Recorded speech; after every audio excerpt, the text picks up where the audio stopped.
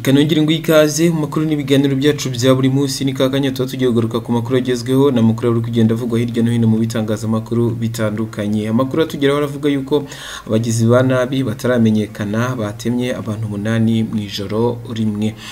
Iyi nkuru ikomeza igira iti Nyanza urwego rw'igihugu rw'ubugenzacyaha RIB rwatangiye iperereza ku bantu bataramenyekana bateye ikirombe gicukurwamo amabuye y'agaciro bagatema abaturage 8 bakanatwara koruta ibiro 200.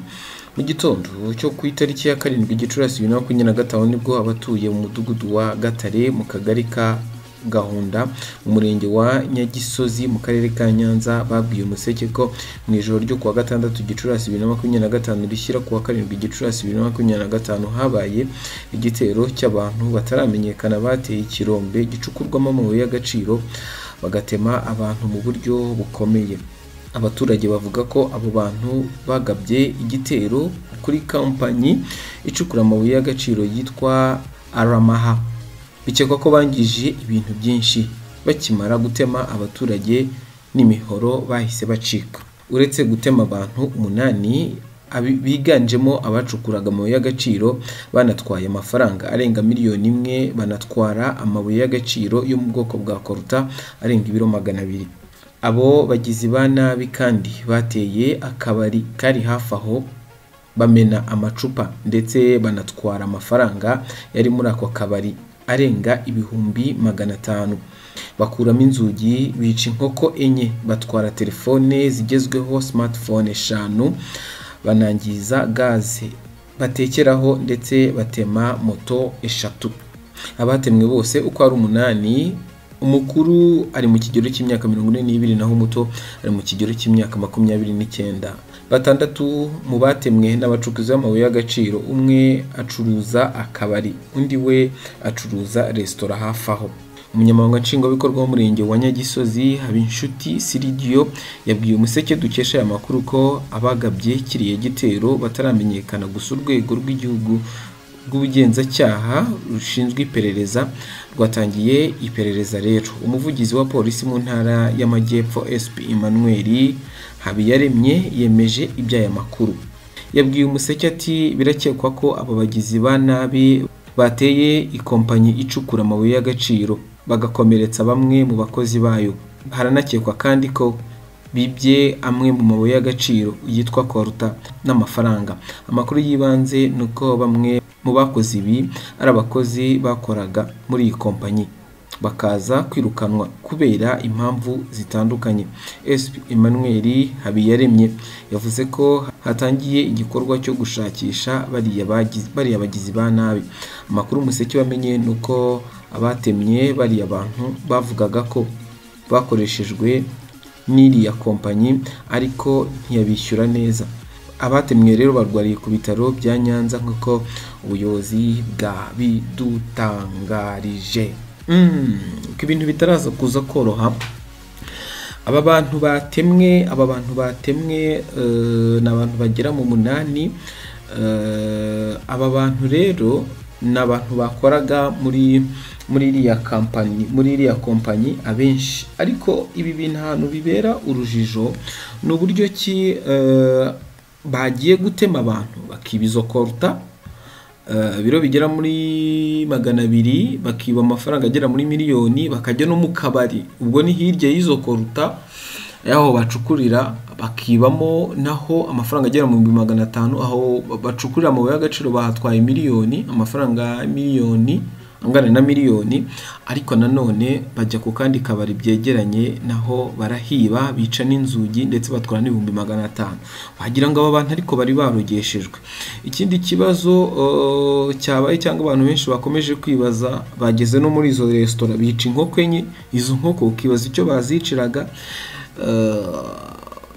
Bakoze ibintu umuntu akibaza akavuga ati abantu bari banyweye itabi, ukibaza icyo abo bantu bari banyweye kikakuyobera. Ariko iperereza rigiye gukomeza, riraza kuza kugira icyo ritubwira ryagezeho. Reka dukomeze n'amakuru nkubwire yuko habaye urujijo cyangwa hari urujijo ku mugabo wapfiriye muri Irogi. Ni inkuru ikomeza igira iti mu karere ka Rubavu umugabo witwa Mpongo Dieudonné ukomoka i Rwamagana yasanzwe mu nzu yari yacumbikiwemo cyangwa izi zicumbikirwamo abantu lodge yapfuye. Ibi byabereye mu murenge wa Gisenyi, akagari ka Bugoyi ho mu mudugudu w'Isangano. Amakuru y'uru rupfu rw'uyu mugabo yamenyekanye kuwa gatatu tariki ya 7 Gicurasi 2025 mu masaha ashyira saa 9:30. Amakuru atangwa n'umuyobozi w'iyi lodge avuga ko Mpongo yayigezemo tariki ya 30 Mata 2025, ariko kuva ku itariki ya 5 Gicurasi 2025 batongeye kumubona. Uyu munsi bakaba aribwo bagerageje gufungura urugi basanga ari umurambo. Yaramazemo n'igihe. Umuyobozi w'akarere ka Rubavu Murindwa Prosper avuga ko amakuru y'urupfu rwa Mpongo avuga ko hari hashize iminsi 2 abayikoramo batazi amakuru ye. Ati nibyo koko uwo mugabo yasanzwe muri lodge yapfuye, kandi amakuru yibanze yagaragaje ko yari ayimazemo iminsi, aho kuva ku itariki 5 aribwo abahakoreraga bamuherukaga, ariko uyu munsi bafata urundi rufunguzo ngo bakingure barebe ko yagiye atwaye urundi bagasanga yarapfuye. Ibi tubifata nk'uburangare kuba umuntu yamareye iminsi 2 umucumbikiye utaza amakuru ye, ari nayo mpamvu iperereza rikomeje ku cyateye urupfu rw'uyu mugabo. Akomeza avuga ko abacumbikira abantu bakwiye kujya banabaganiriza bakumva niba nta bindi bibazo by'uburwayi basanganwe, ndetse bagashyiraho n'izindi ngamba zituma bakurikirana amakuru y'ababagana. Umurambo wa Mpongo wahise ujyanwa mu biruhukiro bw'ibitaro bya Gisenyi, mu gihe iperereza ku cyateye urupfu rigikomeje. Ni ibibazo bikomeye cyane, kubera yuko abantu bacumbikira abantu bagomba kuzajya bigengesera. Ngiye kuvuga ikintu gisa nk'ikiguye, ariko biramutse bibaye biri ngombwa bakaba mu bibazo babaza umuntu nimba hari uburwayi budasanzwe yaba afite, uburwayi bw'umutima se,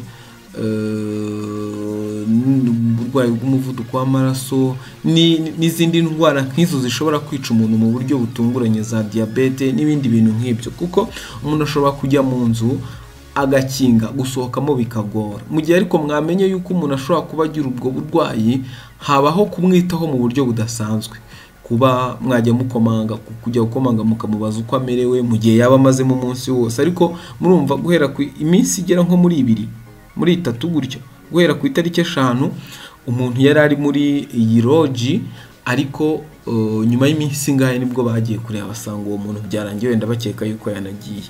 Hakagombye kuzajya habaho gukurikirana bakamenya abantu bacumbikiye, ndetse n'ubuzima bwabo bakabukurikirana, kuko nibo buba bugomba kuza kubazwa. Ngaho nguko ngibyo iby'amakuru yaragezweho.